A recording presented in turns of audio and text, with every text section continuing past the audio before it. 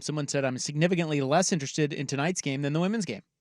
The women's game is just better TV right now. The one and done has destroyed the men's game.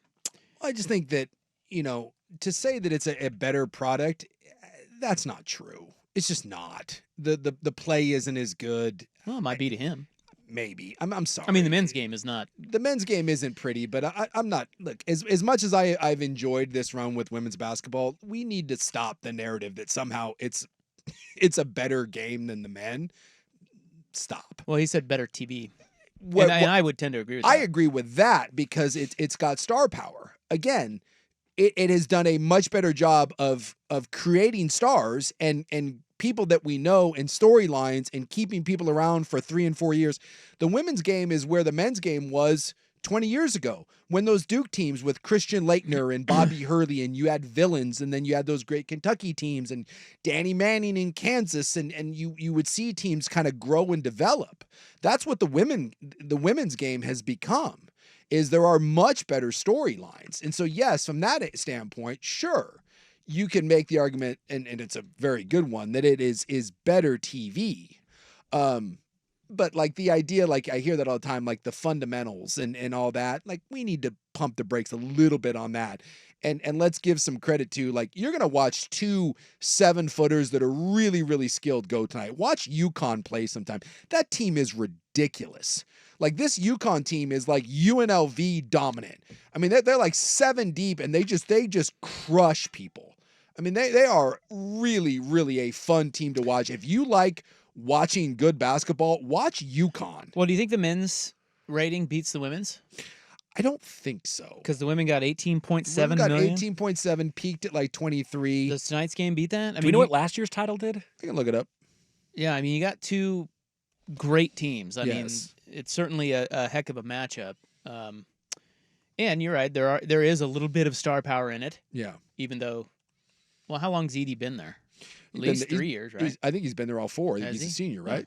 I mean, he's dominating. Like that dude, and it's a different style of game than Caitlin Clark. Yeah. But obviously, he's like one of the most dominant college tournament players ever. So last year's title game did not do 18 million. It did 14.6. Yeah. So the women might get them. And if you think about the way Caitlin Clark, I think they will get them. If you think about the way Caitlin Clark plays, imagine a male player for either Purdue or UConn. It's Steph Curry all over again. Yeah. Right. Like imagine a a male player for one of those teams who plays like her, chucks threes just like Curry, like Buck said, Curry, and that style of play, whom we have gotten to know over 4 years. Like, imagine if Zach Edey was that. Yeah. Dude, we would be talking about it the same way. Well, it's the same. Like, it's the style. Yeah, if you took remember Chet, right? Let's go with Chet and Gonzaga, Chet Holmgren. Like, he's a one and done. If he had stayed at Gonzaga for 4 years, that's a big freaking deal. Some of those Kentucky teams, obviously Calipari in the news today, but imagine if the people that Coach Cal recruited actually stayed at Kentucky for more than 1 year. Imagine some of those teams that he could have stacked up.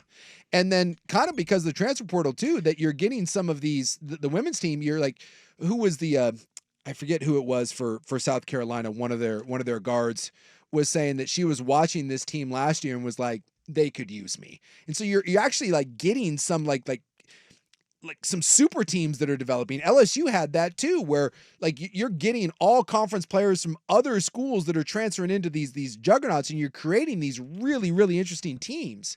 And men's basketball just right now doesn't have that. But if you stuck around for 3 and 4 years, I think you could. It's just that the state of men's basketball with the one and done and the interest in it and the player movement and all that, it's kind of gutted the game. And you even talk about this, and you're a diehard basketball fan with Kansas. Yeah. Oh yeah. I mean, men's basketball in college has just been, it's gotten to be atrocious. Yeah.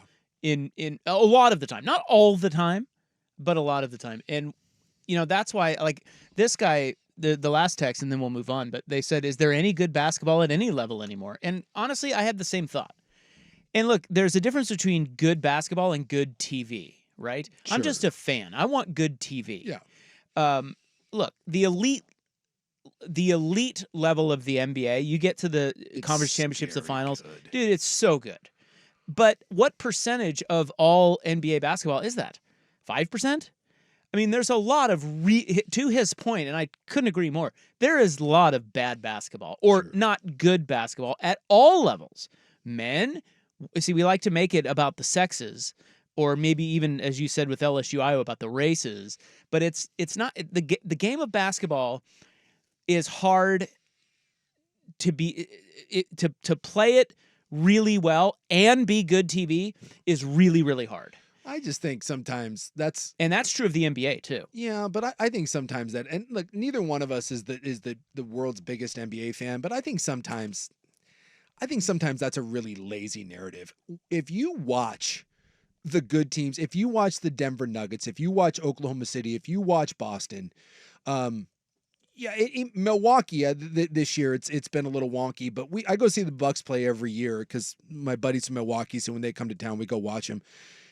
I'm sorry, you go watch a high-level NBA championship caliber team. What they are doing on the floor is stupid good. The athleticism is insane. Well, that's what I just said. I know. I'm saying, but you can take that '80s crap and you want to talk about the game. Dude, the teams today would absolutely mop the floor. Well, with but those was that teams. good TV though back then? I mean, I would argue that it wasn't.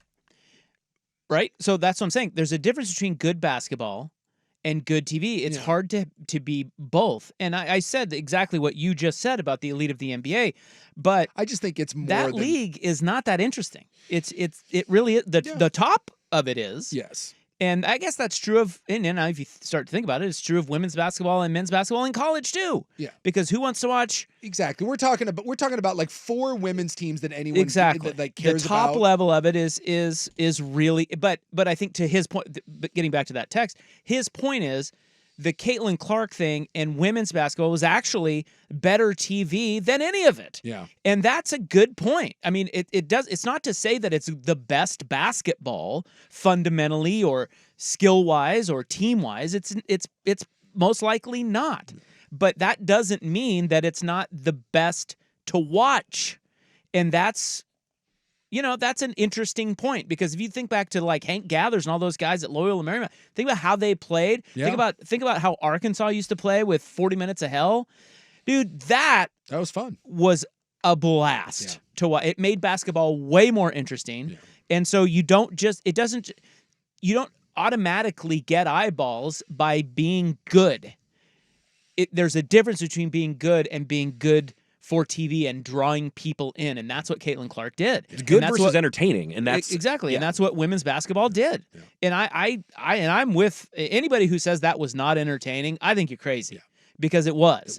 Not saying it was great in terms of the play or fundamentals or whatever, but it was really, really entertaining, and that's. As a sports fan, that's most of us. We're not diehard X's and O's guys, man. It's all you can ask Give for. me something interesting. Yeah.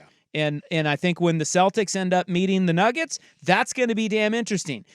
And there may be a couple of other series in there, right? This year in the NBA, it is kind of interesting because you have some pretty good teams that are in the play-in range, right? Like the Suns or the Lakers or the Warriors, Sixers, yeah. So this year might be actually the NBA.